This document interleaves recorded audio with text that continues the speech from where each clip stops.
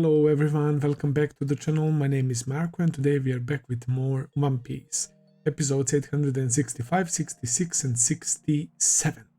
Last time around I was saying how during the whole cake arc we were trapped in these difficult situations that are on first glance impossible to escape, right? And for most of them I really had no idea what is Oda preparing. I really didn't have a clue how are they going to get out of those situations, and last time around was probably one of the worst positions ever. Big Mom literally on Thousand Sunny on our ship, man, wrecking chaos, like destroying the ship.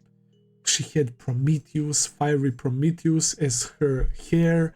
She had Napoleon, Zeus, all of the main homies ready, right? And she looked like a monster, right? She is even somehow even more scarier in her like a bit skinnier form, right? And they were discussing that skinny form, right? And why is this happening to her? I thought that never happened to her, but Pero said, oh, it's been so many years since I saw Big Mom like this. So yeah, it definitely happened before. And during the flashback with Pound and her, right, during the childbirth of Lola and Chiffon, we actually saw that Big Mom was nowhere near as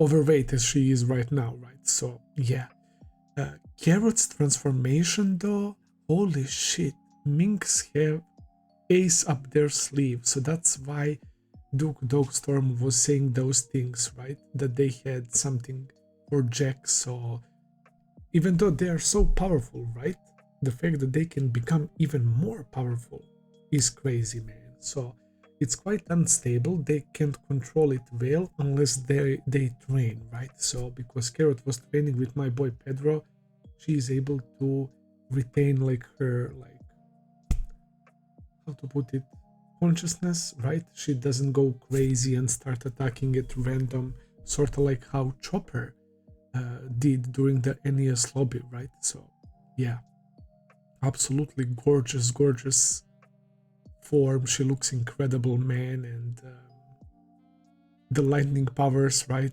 That's always super cool. She was so fucking fast, and she was using Daifuku's stupidity to get rid of their whole Tarte fleet, so that was pretty awesome.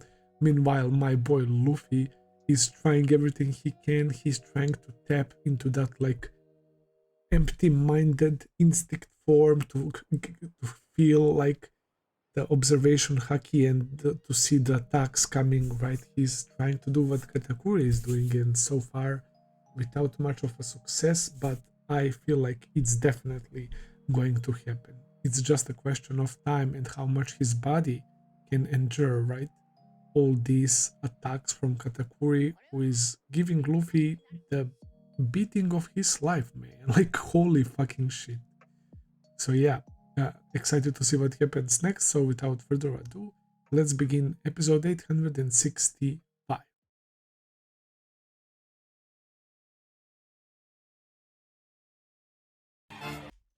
All right. This guy Katakuri, he's upset that Luffy didn't dodge that attack with his weapon because he thinks that that's an attack that Luffy was able to dodge, right? And he was so disappointed that Luffy didn't, right? In a sense, I was saying that Katakuri is being worried and that he is trying to finish this off ASAP, but also I can't resist the feel right now that he is kinda enjoying this himself. And in some weird way, he wants to see Luffy grow, man. It's like he's curious. And he was so disappointed that Luffy was not able to dodge that. And now, because of that wound, like, it's like 100 times easier than before for Katakuri, man. He's giving Luffy the beating of his life, man. I mean, after this set of episodes, I'm positive, I'm quite sure, man. Katakuri beat the crap out of Luffy like nobody else in this entire series so far, man. This is ridiculous, man. This is ridiculous how powerful this guy is, man. And I love that he said just when I was starting to think highly of you, man. He's gaining respect for Luffy, man, which is so interesting to see. He's definitely different than other Big Mom's children, man. I definitely love this guy the most, man. He's such an interesting character, bro, and he's a total badass, and when he's not eating his donuts, but that's what something I love about him as well, bro. That scene is like sticking with me, bro. That big mouth, right? That he probably feels very insecure about, right? Nobody even commented about his mouth, and he said to those three cooks, "Oh, what did you say about my mouth?" So I guess that's why he's covering it with his scarf and everything. And yeah, that one moment of vulnerability, right? Like Katakuri is such an interesting character. And I was curious, how will he react if he is like enjoying this battle and thinks highly of Luffy, right? And kind of wants to see more from him in a way. How would he feel if Luffy has been nerfed by the outside factors? Even though they're siblings, right? And they have, well, it's not like consistent. Some of the siblings love each other, some of the siblings really saw how Owen was treating Pudding and all of that, man. So, yeah, it's pretty rough. So I'm really curious. He noticed this girl, what was her name? Flampe or something. He noticed her and all of them laughing. They are so fucking despicable, man. They are so fucking annoying. So I'm really, really curious what will happen in next episode, man. It was so good as always. A bit calmer than usual.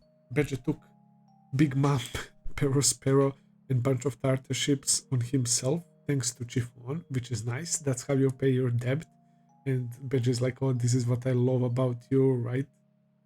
I respect that a lot, man. Like, when I learned about Beja's backstory and all of that, and especially during Zoe and all of that, I was really kind of hater of Beja, man. But as the more and more arc progressed, man, now like I kind of rock with Beja, man, and their whole crew, man, and Chiffon and everyone else. So yeah, it would be bad if something happens to them, but as I said, this is hell, man, and dealing with an emperor is something that we have still to postpone, bro. We have to get ready for this shit. We are nowhere near ready for that, man.